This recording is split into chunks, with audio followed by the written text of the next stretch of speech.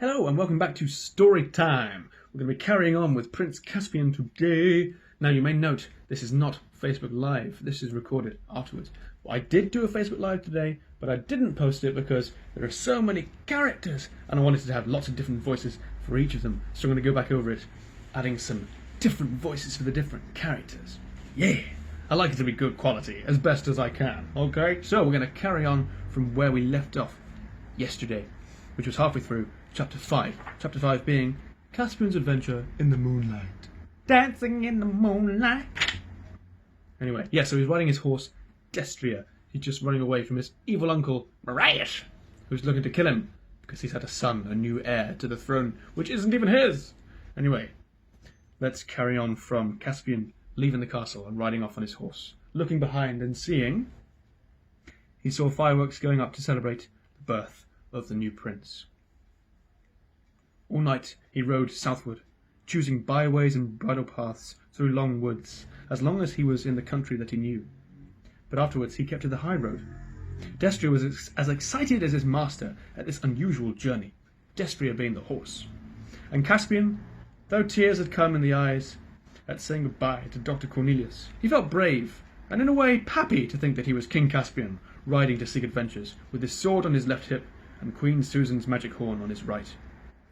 But when day came, with a sprinkle of rain, and he looked about him and saw on every side unknown woods, wild heaths and blue mountains, he thought how large and strange the world was, and felt frightened and small. As soon as it was full daylight, he left the road and found an open grassy place and a wood where he could rest. He took off Destria's bridle gown! No, just stop it. Destria's bridle, and let him graze, ate some cold chicken and drank a little wine, and presently fell asleep. It was late afternoon when he awoke. He ate a morsel and continued his journey, still southward, by many unfrequented lanes. He was now in a land of hills, going up and down, but always more up than down. From every ridge he could see the mountains growing bigger and blacker ahead. As the evening closed in, he was riding their lower slopes. The wind rose. Soon rain fell in torrents. Destria became uneasy. There was thunder in the air. And now they entered a dark and seemingly endless pine forest, and all the stories Caspian had ever heard of, that he had heard trees being unfriendly to man, they crowded into his mind. He remembered that he was, after all, a Telmarine, one of the race who cut down trees wherever they could, and were at war with all wild things. And though he himself might be unlike other Telmarines, the trees couldn't be expected to know this. Nor did they. The wind became a tempest. The woods roared and creaked all around them. There came a crash. A tree fell right across the road just behind him. "Quiet, Destria, quiet," said Caspian, patting his horse's neck. But he was trembling himself and knew that he'd escaped death by barely an inch. Lightning flashed, and a great crack of thunder seemed to break the sky in two, just overhead. Destria bolted in good earnest. Caspian was a good rider, but he had not the strength to hold him back. Wow, here's a picture.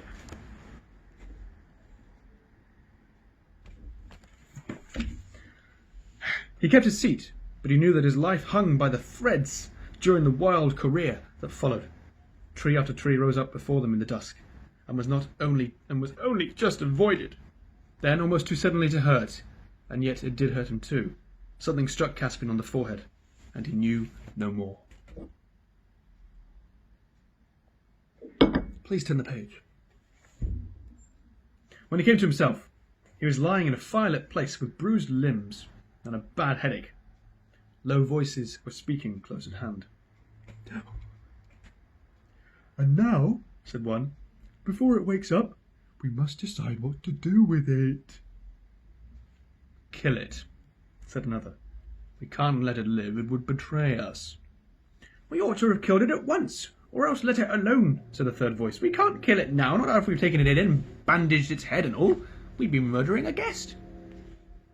"Gentlemen," said Caspian, in a feeble voice, "whatever you do to me, I hope you'll be kind to my poor horse." I need to look ahead to see which voices are speaking. "Your horse has taken flight long before we found you," said the first voice, a curiously husky, earthy voice, as Caspian now noticed. "Now, don't let it talk you round with its pretty words," said the second voice. "I still say horns and halibut," exclaimed the third voice. Of course we're not going to murder it. For shame, Knicker-Brick. What do you say, Truffle Hunter? What shall we do with it? I shall give it a drink, said the first voice, presumably Truffle Hunter's. A dark shape approached the bed. Caspian felt an arm slipped gently under his shoulders. It was, and what it was, exactly, was an arm. The shape somehow seemed wrong. The face that bent towards him seemed wrong too. He got the impression that it was very hairy and very long-nosed, and there were odd white patches of earth on each side of it. White patches on each side of it. It's a mask of some sort, thought Caspian. Or perhaps I'm in a fever and imagining it all. A cupful of something sweet and hot was set to his lips, and he drank. At that moment, one of the others poked the fire. A blaze sprang up, and Caspian almost screamed with a shock as the sudden light revealed the face that was looking into his own. It was not a man's face, but a badger's, though larger and friendlier and more intelligent than the face of any badger that he had seen before, and it had certainly been talking. He saw, too, that he was on a bed of heather in a cave. It's a picture.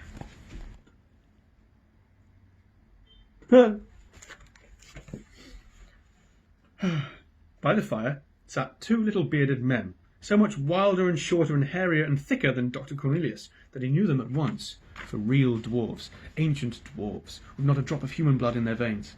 And Caspian knew that he had found the old Narnians at last. Then his head began to swim again. Aye.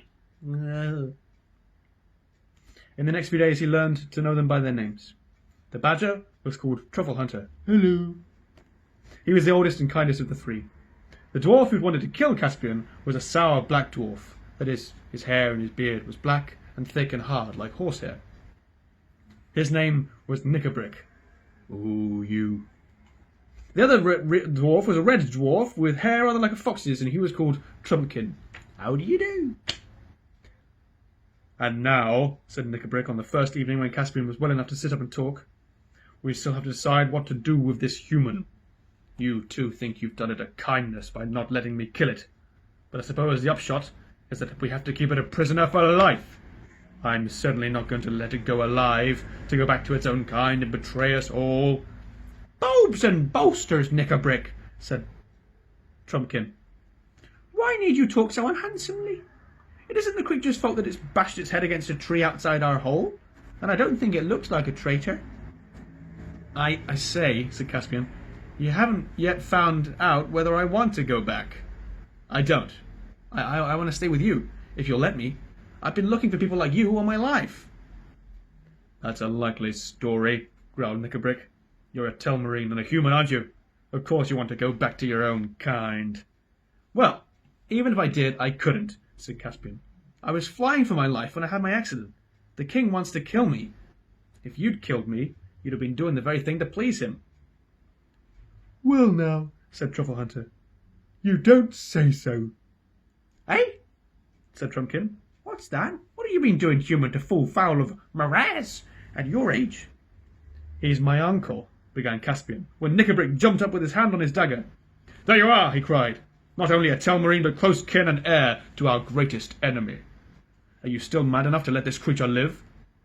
He would have stabbed Caspian then and there if the badger and Trumpkin had not got in the way and forced him back into his seat and held him down. Now, once and for all, Knicker-Brick, said Trumpkin, will you contain yourself? Or must Truffle Hunter and I sit on your head? Knicker-Brick sulkily promised to behave. And the other two asked Caspian to tell his whole story.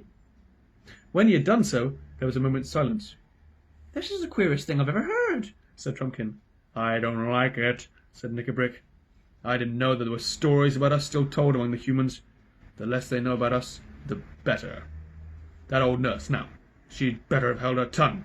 And it's all mixed up with that tutor, a renegade dwarf. I hate him. I hate him worse than the humans, you mark my words. No good will come of it.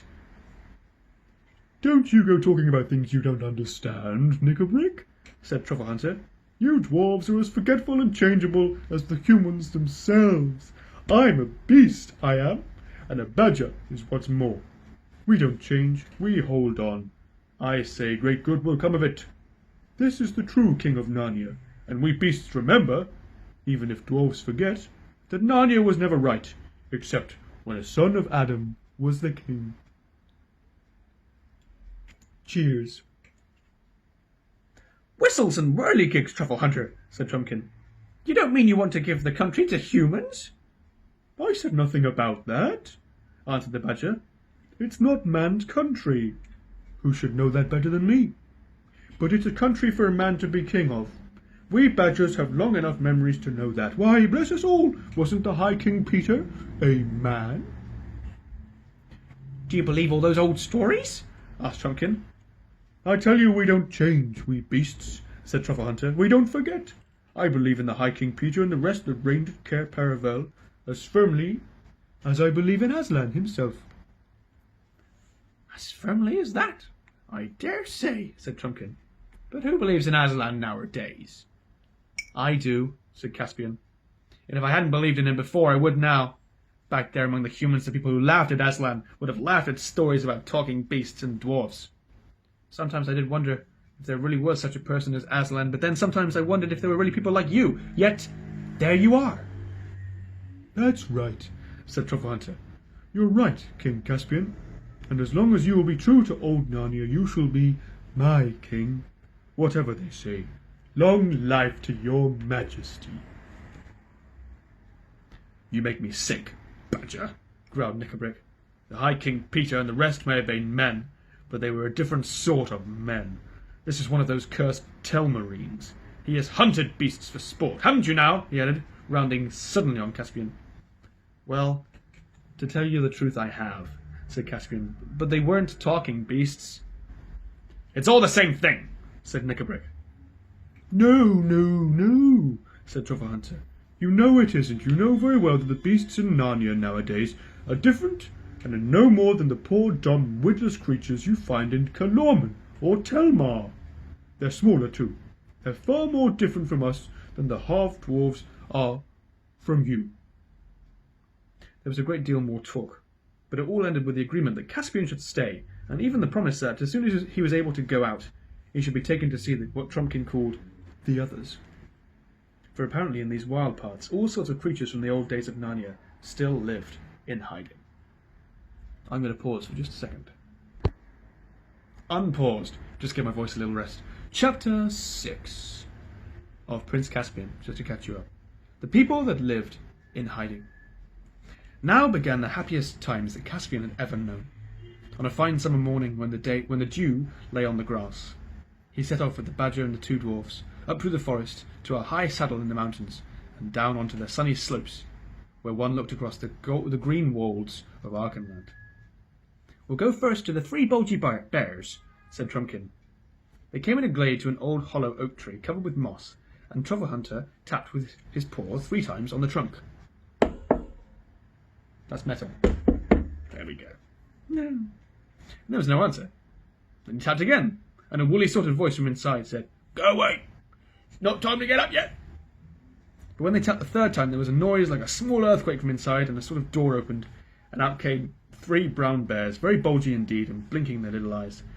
When everything had been explained to them, which took a long time because they were so sleepy, they said, just as Truffle Hunter had said, that a son of Adam ought to be king of Narnia, and all kissed Caspian. Very wet, snuffly kisses they were. And they offered him some honey. Caspian didn't really want some honey, without bread, at this time in the morning. But he thought it was polite to accept. And it took him a long time to get unsticky. And here's a picture of the bears.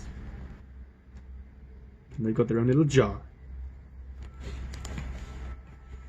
After that, they went on till they came to a tall beech tree, and some others, and Truffle Hunter called out, Pat a twig, pat a twig, pat a twig.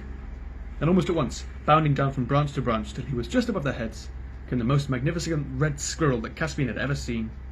He was far bigger than the ordinary dumb squirrels which have sometimes been seen in the castle gardens. Indeed, he was nearly the size of a terrier, and the moment you looked at him in the face, you could see that he could talk. Here he is, his pat a twig.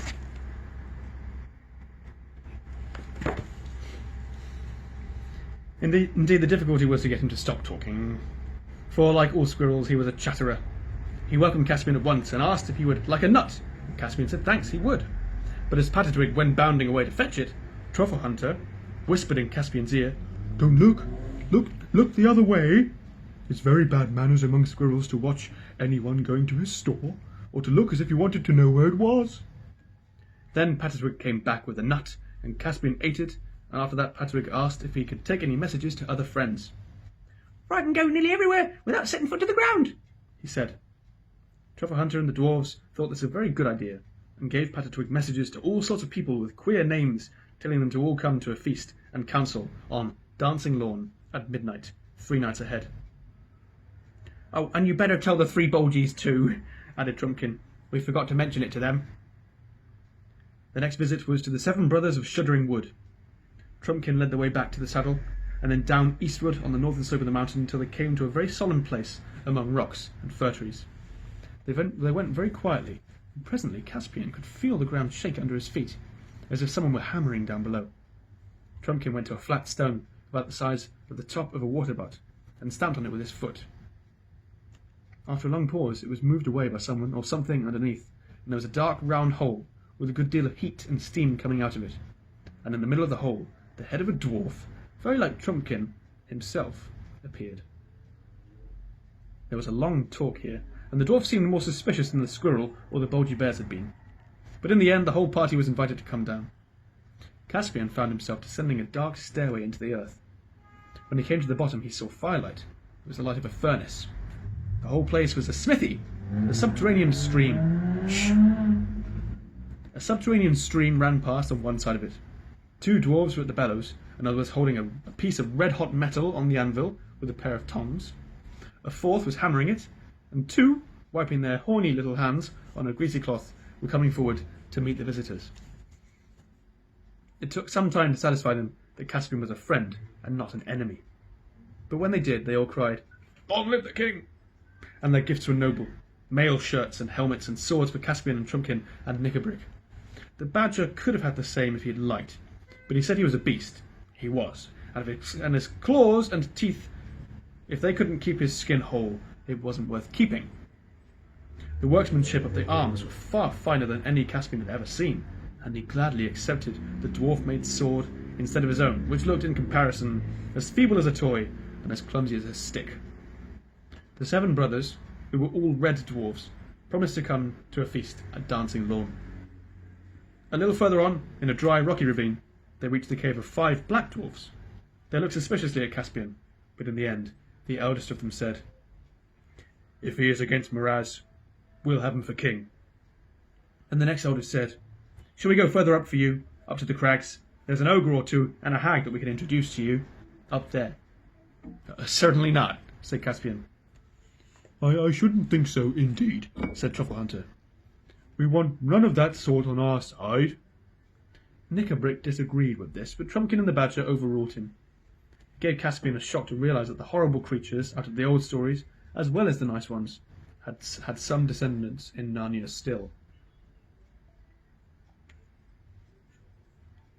"We should not have Aslan for a friend if we brought in that rabble," said Truffle Hunter as they came away from the cave of the black dwarfs. "Oh, Aslan," said Trumpkin, cheerily but contemptuously. "What matters much more, is that you wouldn't have me." "Do you believe in Aslan?" said Caspian to Knickerbrick. "I'll believe in anyone or anything," said Knickerbrick, "that'll batter those cursed Telmarines, barbarians to pieces, or drive them out of Narnia. Anyone or anything. Aslan or the White Witch. Do you understand?" "Silence, silence," said Truffle Hunter. "You do not know what you are saying. She was a worse enemy than Miraz and all his race." "Not to the dwarves, she wasn't," said Knickerbrick. The next visit was a pleasanter one. As they came lower down, the mountains opened out into a great glen or wooded forge, with a swift river running at the bottom. The open places near the river's edge were a mass of foxgloves and wild roses, and the air was buzzing with bees. Here Truffle Hunter called again, "Glenstorm! Glenstorm!" And after a pause, Caspian heard the sound of hooves. It grew louder till the valley trembled, and at last, breaking and trampling through the thickets, they came in sight of the noblest creature that Caspian had yet seen, the great centaur Glenstorm and his 3 sons. His flanks were glossy chestnut, and the beards that covered his broad chest was golden red. He was a prophet and stargazer, and he knew what they had come about. "Long live the king!" he cried. "I and my sons are ready for war." When is the battle to be joined? Up till now, neither Caspian nor the others had really been thinking of war. They had some vague idea, perhaps, of an occasional raid on some human farmstead, or of attacking a party of hunters, if it ventured too far into these southern wilds. But in the main they thought only of living to themselves in woods and caves and building up an attempt at old Narnia in hiding. As soon as Glenstorm had spoken, everyone felt much more serious. "Do you mean a real war? To drive Miraz out of Narnia?" asked Caspian. "What else?" said the centaur. "Why else does your majesty go clad in mail and girt with a sword?" "Is it possible, Glenstorm?" said the badger. "The time is ripe," said Glenstorm. "I watch the skies, badger, for it is mine to watch, as it is yours to remember. Tarver and Elendil have met in the halls of high heaven, and on earth a son of Adam has once more arisen to rule and name the creatures. The hour has struck. Our council of the Dancing Lord must be a council of war." He spoke in such a voice that neither Caspian nor the others hesitated for a moment. It now seemed to them quite possible that they might win a war, and quite certain that they must wage one. As it was now past the middle of the day, they rested with the centaurs, and ate such food as the centaurs provided: cakes of oaten meal, and apples and herbs, and wine and cheese. The next place they went to visit was quite near at hand, but they had to go a long way round in order to avoid a region in which men lived. It was well into the afternoon before they found themselves in level fields, warm between the hedgerows. There, Truffle Hunter called at the mouth of a little hole in a green bank, and out popped the last thing Caspian expected: a talking mouse. He was, of course, much bigger than a normal mouse, well over a foot high when he stood on his hind legs, and with ears nearly as long, though broader, than a rabbit's. His name was Reepicheep, and he was a gay and martial mouse. He wore a tiny little rapier at his side, and twirled his long whiskers as if they were a moustache. "There are 12 of us, sire," he said, with a dashing and graceful bow, "and I place all my resources of my people unreservedly at your majesty's disposal." Caspian tried hard and successfully not to laugh, but he couldn't help thinking that Reepicheep and all of his people could very easily be put in a washing basket and carried home on one's back. Here he is, the hero of the story, Reepicheep. It would take too long to mention all the creatures whom Caspian met that day. Clodsley Shovel the Mole, the 3 hard biters, who were badgers like Truffle Hunter, Camillo the Hare, and Hogglestock the Hedgehog. They rested at last beside a well at the edge of a wide and level circle of grass, bordered with tall elms which now threw long shadows across it, for the sun was setting, the daisies closing, and the rooks flying home to bed. Here they supped on food that they brought with them, and Trumpkin lit his pipe. Knickerbrick wasn't a smoker. "Now," said the badger, "if only we could wake the spirit of these trees and this well, we should have done a good day's work." "Can't we?" said Caspian. "No," said Truffle Hunter, "we have no power over them. Since the humans came into the land, felling forest and defiling streams, the dryads and naiads have sunk into a deep sleep. Who knows if ever they will stir again? And that is a great loss to our side. The Telmarines are horribly afraid of the woods, and once the trees moved in anger, our enemies will go mad with fright and be chased out of Narnia as quick as their legs would carry them." "What imaginations you animals have," said Trumpkin, who didn't believe in such things. "But why stop at trees and waters? Wouldn't it be nicer if the stones started throwing themselves at old Miraz?" The badger only grunted at this, and after that there was such a silence that Caspian had nearly dropped off to sleep, when he thought he heard a faint musical sound from the depth of the woods at his back. Then he thought it was only a dream and turned over again.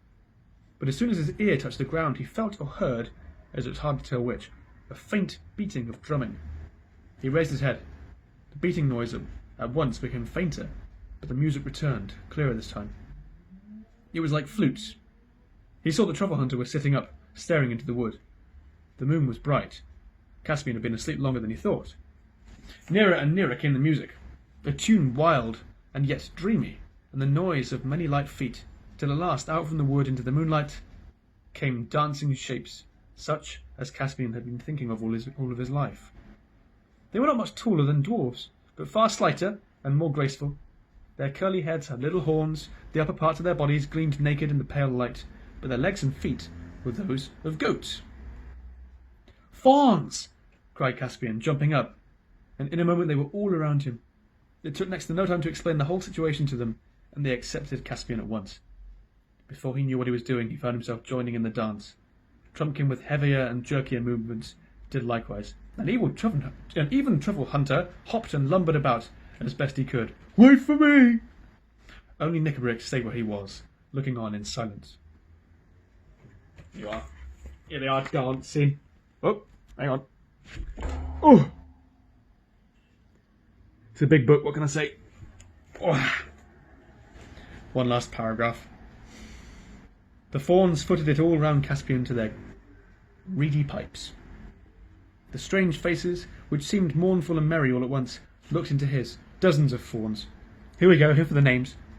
Mentius, and Obentius, and Dumnus, and Volans, and Voltinus, Gerbius, Nimienus, Norsus, and Oscans.